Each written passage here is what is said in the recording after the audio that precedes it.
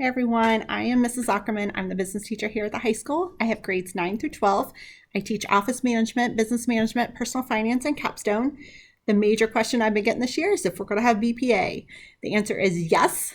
Regional contests are scheduled for December. We are still waiting to get released for travel in May and March for state and national, so hopefully that will be coming soon. The major change in my room this year is we got rid of the desktops. So they were running incredibly slow.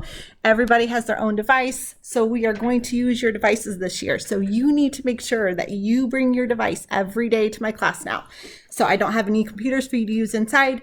So make sure that every day you bring that in. I did set up chargers on the desk for you to plug into. So you can charge your device while you're in here and you work. They're on top of the desk. You'll just plug in once you get here. If you have additional questions for me, we can set up a phone call, video conference. You can email me at aukermant@muschools.com, or if you call into the school, my extension is 4106. So please get a hold of me if you have any additional questions, and I look forward to seeing you soon.